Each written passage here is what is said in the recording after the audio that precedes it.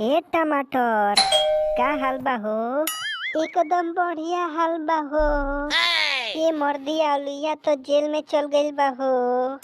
बेचारा के जेल में रहते रहते अतरी पतरी झुरा गइल बा। कुछ उपाय करब साला के जेलवे में सरइब। ए पियाज उहे तो मर्दी हमरा के समझे में नइखे आवत कि आलू भैया के बहरी कैसे निकालल जाई। रुकई बैगन भाभी से पूछ के बताब तनी। काहे बैगन भाभी आलू भैया के जेलवे में सरइबू अपन केसवा वापस ना लेबू का। आलू भैया के जेल से बहरे निकाल दहो। उ गलती अब ना करी है।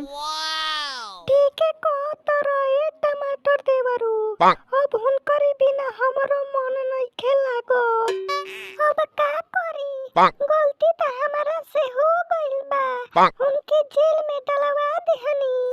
आई हो राधा आई हो माई। ए बैगन भाभी रोले से काम ना चली। चलो चलो चली जा थाना में आलू भैया के बहरी निकाले। आज जेल होई कल बेल होई no, no, no, no.